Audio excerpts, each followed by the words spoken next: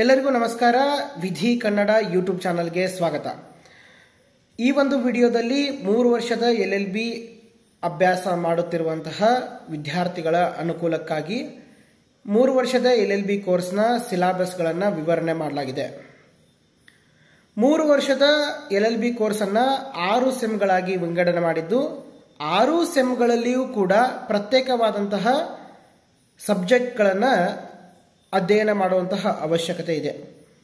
ಹಾಗಾದರೆ ಪ್ರತ್ಯೇಕವಾದಂತಹ ಸೆಮೆಸ್ಟರ್ನಲ್ಲಿ ಯಾವ ಯಾವ ಸಬ್ಜೆಕ್ಟ್ಗಳು ಇರ್ತಾವ ಅನ್ನೋದನ್ನು ಈ ಒಂದು ವಿಡಿಯೋದಲ್ಲಿ ತಿಳಿದುಕೊಳ್ಳೋಣ.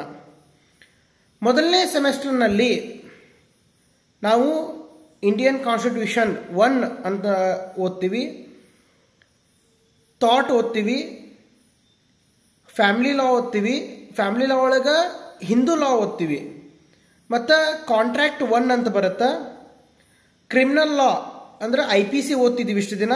ಇನ್ನು ಮುಂದದು ಹೊಸ ಲಾಗಳನ್ನು ಅಧ್ಯಯನ ಮಾಡೋದಂತ ಏನಾರ ನಿಯಮಗಳು ಬಂದರೆ ಹೊಸ ಲಾಗಳನ್ನು ಅಪ್ಲೈ ಮಾಡ್ತಾರೆ. ಅದು ಕ್ರಿಮಿನಲ್ ಲಾ ಒಳಗೆ IPC ಓದ್ತಿದ್ವಿ.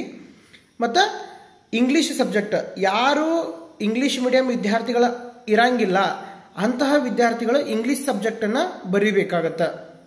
ಇದು ಮೊದಲನೇ ಸೆಮೆಸ್ಟರ್ನ ಸಿಲೆಬಸ್. ಇನ್ನು ಎರಡನೇ ಸೆಮೆಸ್ಟರ್ ಒಳಗೆ ನಾವೇನು ಅಧ್ಯಯನ ಮಾಡ್ತಿದ್ವಿಪ್ಪ ಅಂತಂದ್ರೆ ಕಾನ್ಸ್ಟಿಟ್ಯೂಷನ್ 2 ಮತ್ತು ಕಾಂಟ್ರಾಕ್ಟ್ 2, ಇದ್ರ ಜೊತೆಗೆ ಮತ್ತೆ ಏನು ಬರುತ್ತೆ ಅಂತಂದ್ರೆ ಸ್ಪೆಸಿಫಿಕ್ ಕಾಂಟ್ರಾಕ್ಟ್ಸನ್ನು ಬರ್ತಾವೆ ಇದ್ರಾಗ. ಮತ್ತು ಲೇಬರ್ ಲಾ ಅಂತಂದು ಒಂದು ಲೇಬರ್ ಲಾ 1 ಅಂತಂದು ಒಂದು ಸಬ್ಜೆಕ್ಟ್ ಬರುತ್ತೆ, ಪ್ರಾಪರ್ಟಿ ಲಾ ಬರುತ್ತೆ, ಫ್ಯಾಮಿಲಿ ಲಾ ಏನಲ್ಲಿ ಹಿಂದೂ ಲಾ ಓದಿದ್ವಿ ಫಸ್ಟ್ ಸೆಮೆಸ್ಟರ್ ಒಳಗೆ, ಇಲ್ಲಿ ಮೊಮಡನ್ಸ್ ಲಾ ಓದ್ತೀವಿ, ಮತ್ತು ಇಂಡಿಯನ್ ಸಕ್ಸೆಷನ್ ಆ್ಯಕ್ಟನ್ನು ಓದ್ತೀವಿ. ಮತ್ತು ಯಾರು ಆಗಿರಂಗಿಲ್ಲಲ್ಲ ಅಂಥವರು ಮತ್ತು ಯಾರು ಕನ್ನಡ ಅಧ್ಯಯನ ಮಾಡ್ತಿರ್ತಾರಲ್ಲ ಅವರು ಎಲ್ಲರೂ ಕೂಡಿ ಕನ್ನಡ ಸಬ್ಜೆಕ್ಟ್ ಬರೀಬೇಕು. ಅಕಸ್ಮಾತ್ ಯಾರು ನಾನ್ ಕನ್ನಡಿಗಾಸ್ ಇರ್ತಾರಲ್ಲ ಅವರಿಗೆ ಕನ್ನಡ ಕಲಿ ಅಂತ ಒಂದು ಸಬ್ಜೆಕ್ಟ್ ಇರುತ್ತೆ, ಉಳಿದವ್ರಿಗೆ ಕನ್ನಡ ಅನ್ನೋದು ಒಂದು ಸಬ್ಜೆಕ್ಟ್ ಇರುತ್ತೆ. ಇದು ಸೆಕೆಂಡ್ ಸೆಮ್ನ ಸಿಲೆಬಸ್ ಆಗೈತಿ.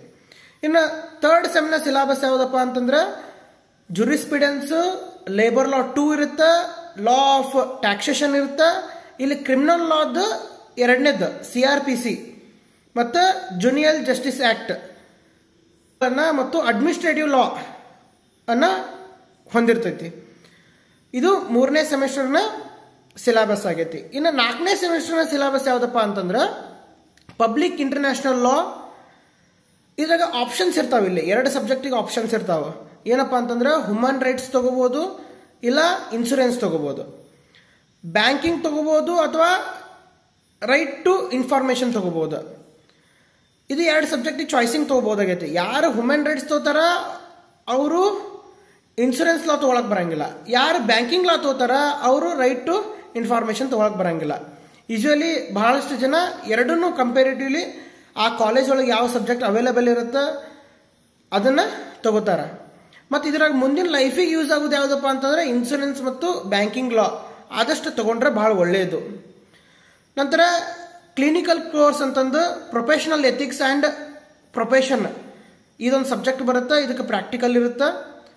ನಂತರ ಆಲ್ಟರ್ನೇಟಿವ್ ಡಿಸ್ಪ್ಯೂಟ್ ರೆಸೊಲ್ಯೂಷನ್ ಅಂತಂದು ಒಂದು ಸಿಸ್ಟಮ್ ಬಗ್ಗೆ ಒಂದು ಪ್ರಾಕ್ಟಿಕಲ್ ಎಕ್ಸಾಮ್ ಇರುತ್ತೆ. ಈ 2 ಪ್ರಾಕ್ಟಿಕಲ್ ಇರ್ತಾವು 4th ಸೆಮ್ ಒಳಗೆ, ಮತ್ತು 2 ಚಾಯ್ಸಿಂಗ್ ಸಬ್ಜೆಕ್ಟ್ ಇರ್ತಾವು, ಒಂದು ಪಬ್ಲಿಕ್ ಇಂಟರ್ನ್ಯಾಷನಲ್ ಲಾ ಇರ್ತೈತಿ. ಇದು 4th ಸೆಮೆಸ್ಟರ್ನ ಸಿಲೆಬಸ್ ಆಗೈತಿ. 5th ಸೆಮೆಸ್ಟರ್ನ ಸಿಲೆಬಸ್ ಯಾವುದಪ್ಪ ಅಂತಂದ್ರೆ ಕಂಪನಿ ಲಾ, CPC ಮತ್ತು ಲಿಮಿಟೇಷನ್ ಆ್ಯಕ್ಟ್. ಇಲ್ಲಿ ಕೂಡ ಆಪ್ಷನಲ್ ಸಬ್ಜೆಕ್ಟ್ಸ್ ಅದಾವ. ಇಲ್ಲೇನು ಓದ್ಬೋದು ಅಂತಂದ್ರೆ IPR 1 ಓದ್ಬೋದು, ಇಲ್ವಾ ವಿಕ್ಟಿಮಾಲಜಿ ಮತ್ತು ಪೆನಾಲಜಿ ಓದ್ಬೋದು. ಮತ್ತು ಇಂಟರ್ಪ್ರಿಟೇಷನ್ ಆಫ್ ಸ್ಟ್ಯಾಟ್ಯೂಟ್ಸ್ IOS ಅನ್ನು ಓದ್ಬೋದು, ಅಥವಾ ಕಾಂಪಿಟೇಷನ್ ಲಾ ಅನ್ನು ಓದ್ಬೋದು. ಇದ್ರೊಳಗೆ ಯಾವ್ದು ಬೆಟರ್ ಸಬ್ಜೆಕ್ಟ್ಸ್ ಅಂತಂದ್ರೆ IPR 1 ಈಗೇನು ಭೌತಿಕ ಸ್ವತ್ತುಗಳು ಅಂತ ಏನು ಓದ್ತೀವಲ್ಲ, ಕಾಪಿರೈಟ್, ಪೇಟೆಂಟ್ಸ್ ಇವೆಲ್ಲ, ಅದ್ರ ಬಗ್ಗೆ ಅಧ್ಯಯನ ಮಾಡೋಕೆ IPR 1 ತಗೊಳ್ಳೋದು ಚಲೋ. ನಂತರ IOS ಸಬ್ಜೆಕ್ಟ್, ನಾವು ಒಂದು ಕಾಯ್ದೆಯನ್ನು ಯಾವುದೋ ಒಂದು ಶಬ್ದವನ್ನು ಯಾವ ರೀತಿಯಾಗಿ ಇಂಟರ್ಪ್ರಿಟ್ ಮಾಡ್ಬೇಕು ಅನ್ನೋದನ್ನು ತಿಳ್ಕೊಬೇಕಾಗೈತಿ. ನಾವು ಕಾನೂನು ವಿದ್ಯಾರ್ಥಿಗಳಾಗಿರೋದ್ರಿಂದ ಇದರ ಅವಶ್ಯಕತೆ ಭಾಳ ಐತಿ. ಹೀಗಾಗಿ IOS ಸಬ್ಜೆಕ್ಟನ್ನು ತಗೊಳ್ಳೋದು ಮಹತ್ವ ಆಗೈತಿ.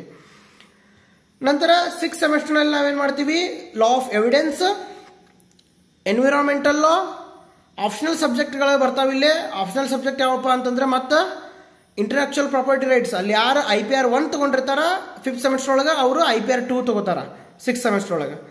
ಮತ್ತು ಅದ್ರ ಜೊತೆಗೆ ಇರುವಂಥದ್ದು ಯಾವುದು ವೈಟ್ ಕಾಲರ್ ಕ್ರೈಮ್. ಮತ್ತು ಇನ್ನೊಂದು ಆಪ್ಷನಲ್ ಸಬ್ಜೆಕ್ಟ್ ಯಾವುದು ಲ್ಯಾಂಡ್ ಲಾ ಮತ್ತು law relating to international trade and economics. ಈ ಸಬ್ಜೆಕ್ಟ್ ಇದ್ರೊಳಗೂ ನಾವು ಯಾವುದಕ್ಕೆ ಫಸ್ಟ್ ಪ್ರಿಫರೆನ್ಸ್ ಕೊಡ್ಬೇಕಪ್ಪ ಅಂತಂದ್ರೆ IPR 2 ಫಸ್ಟ್ ಪ್ರಿಫರೆನ್ಸ್ ಕೊಡ್ಬೇಕು. ನಂತರ ಇಲ್ಲಿ ಲ್ಯಾಂಡ್ ಲಾ ತಗೋತಾರೆ ಜಾಸ್ತಿ ಜನ, ಮತ್ತು ಟ್ರೇಡ್ ಎಕನಾಮಿಕ್ಸ್ ತಗೋತಾರೆ. ಅವ್ರವ್ರ ಚಾಯ್ಸ್ ಹೆಂಗಿರುತ್ತೆ ಅದ್ರ ಮ್ಯಾಗ. ನಂತರ ಇಲ್ಲಿ ಏನಿರ್ತೈತಿ ಸ್ಪೆಷಲ್ ಆಗಿ ಮೂಟ್ ಕೋರ್ಟ್ ಎಕ್ಸರ್ಸೈಸ್ ಇರುತ್ತೆ. ಇದಕ್ಕೆ ಸಪ್ರೇಟ್ ಆಗಿ ಮಾರ್ಕ್ಸ್ ಇರ್ತಾವೆ. ಇದು ಪ್ರಾಕ್ಟಿಕಲ್ ಸಬ್ಜೆಕ್ಟ್ ಆಗಿರ್ತೈತಿ. ಒಟ್ಟಾರೆಯಾಗಿ ನಾವು ಈಗೇನು ನೋಡಿದ್ವಲ್ಲ, ಈ 6 ಸೆಮ್ಗಳಲ್ಲಿ ಕೂಡ ಸಪ್ರೇಟ್ ಆದಂತಹ ವಿಷಯಗಳನ್ನು ನಾವು ಅಧ್ಯಯನ ಮಾಡ್ತೀವಿ.